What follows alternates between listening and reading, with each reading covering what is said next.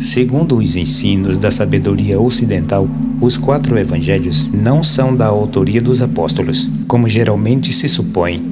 Essa revelação parecerá estranha a alguns estudiosos, e muitos a rejeitarão de imediato, por se tratar de uma ideia contrária à crença tradicional, sustentada há mais de 2000 anos. Essa recusa é compreensível e não causa surpresa, pois a experiência tem comprovado o quanto é difícil para as pessoas desfazerem-se de pareceres ou tradições obscuras, decorrentes de um passado remoto e nebuloso, profundamente enraizado no inconsciente dos povos cristãos, sem qualquer certeza da sua autenticidade. Essa informação foi divulgada no início do século XX pelo exígnio ocultista o Sr. Max Heidel, mensageiro iniciado e autorizado pela Ordem Rosa Cruz, para apresentar ao mundo ocidental um resumo dos seus ensinos. Apoiado na autoridade comprovada desse sábio, digno do mais profundo respeito e confiança, o autor não teme as críticas que porventura possam surgir, uma vez que os especialistas dos estudos bíblicos e evangélicos, limitados à letra morta das Escrituras, não têm como provar suas teses e refutar essa informação.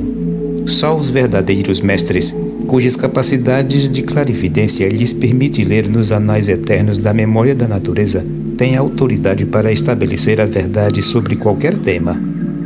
As investigações realizadas pelo eminente ocultista, o Sr. Max Heidel, nas regiões arquetípicas do mundo do pensamento concreto, demonstraram que os evangelhos não foram escritos pelos discípulos Mateus, Marcos, Lucas e João, mas por 4 diferentes escolas de iniciação, que empregaram seus nomes como títulos, cujas versões diferem em alguns dos seus aspectos por tratarem de fórmulas especializadas, que, uma vez entendidas e postas em prática, atenderão às necessidades espirituais e psicológicas da humanidade, dividida basicamente em 4 grupos ou tipos.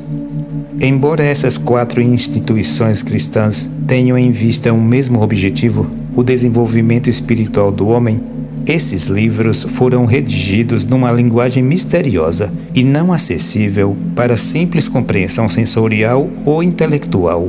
Seus textos aparentemente simples e até mesmo ingênuos em alguns aspectos só poderão ser decifrados se o estudante tiver por base um ensino filosófico de ordem superior, que eleve o seu entendimento ou nível espiritual das suas teses. O intelectual comum não verá nas páginas do Novo Testamento nada além da biografia de um homem excepcional e alguns acontecimentos históricos e estranhos, considerados vulgarmente como milagres inexplicáveis.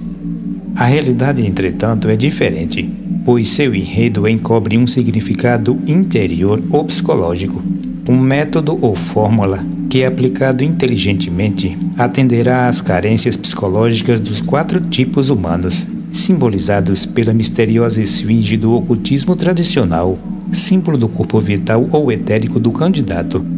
Acrescentamos ainda que sem o esoterismo rosacruciano, ou seja, sem uma escola devidamente autorizada, a compreensão desses livros se faria impossível.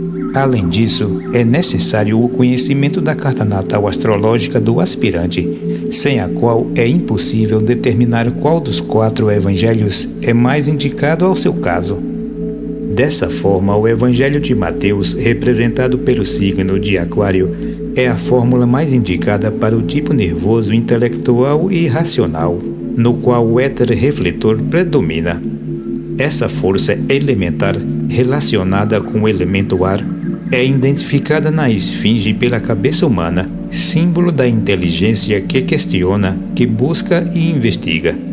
O Evangelho de Marcos, representado pelo signo de Leão, é indicado ao homem de temperamento sanguíneo, no qual o éter luminoso encontra maior facilidade de expressão. Seu elemento básico é o fogo, e a esfinge o representa através das garras de leão. O Evangelho de Lucas é representado pelo signo de Touros, cujo elemento é a terra. É a fórmula adequada ao homem no qual predomina o éter químico, cujo temperamento bilioso é simbolizado pelos flancos de touro da esfinge. O Evangelho de João, representado por uma águia, é a expressão superior do signo de Escorpião, cujo elemento básico é a água.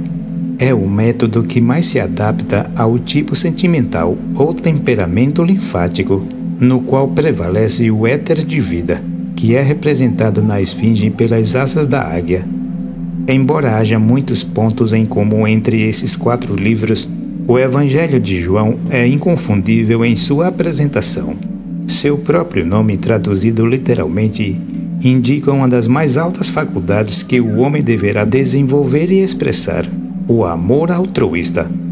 Sua abertura enigmática difere amplamente dos demais evangelhos e tem confundido a perspicácia dos teólogos e estudiosos que pretenderam decifrá-la.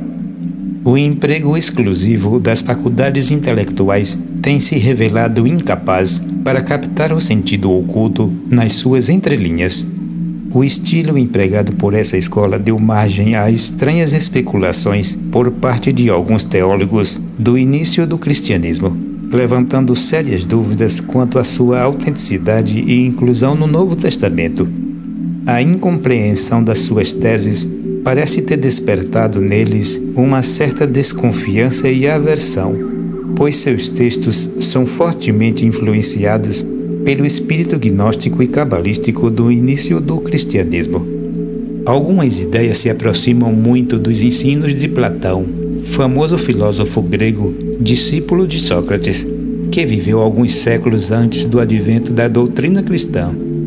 As obras desse sábio, tais como A República, Os Diálogos, Fedro, Tímeo, O Banquete, etc., são tratados esotéricos de grande profundidade e, embora citados com frequência pelos eruditos, seus sentidos metafísicos permanecem desconhecidos para eles, sendo desconhecidas apenas sob o ponto de vista social e político.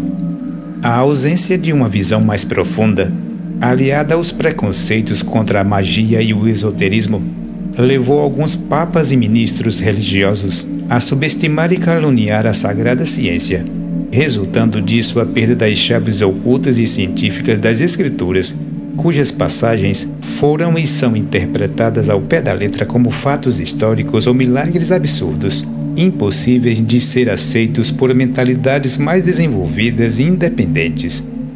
A cobiça do poder temporal e político, aliado ao brilho hipnótico do ouro, anuviou o entendimento dos teólogos e os mistérios da iniciação, encobertos sutilmente na Bíblia, no 4 Evangelho e especialmente no Apocalipse, erroneamente interpretado pela teologia como uma futura catástrofe mundial, transformou-se para eles em enigmas obscuros e indecifráveis.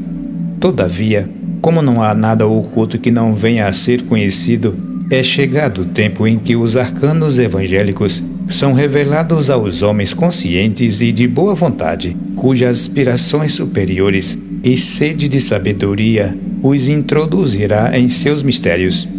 Esse é o grande objetivo da Ordem Rosa Cruz, a sublime instituição da sabedoria ocidental. As 3 escolas cristãs conhecidas sob o nome de Mateus, Marcos e Lucas dão início aos seus evangelhos a partir do nascimento de Jesus em Belém da Judéia. Entretanto, a escola de João não dá maiores detalhes sobre esse acontecimento.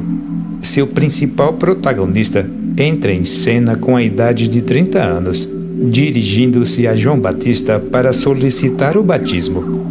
No início era o Verbo, diz a escola autora dessa obra mágica, revelando sutilmente que antes da concretização do universo ou cosmos, seu arquétipo ou ideia original se encontrava na mente de um ser grandioso, o qual reverenciamos com o nome de Deus. É óbvio que nada poderia existir sem a ideia que a trouxe à existência, e antes de tudo daquele que a concebeu. O universo é mental, diz o ocultismo, revelando que por trás de todas as formas físicas encontra-se a ideia.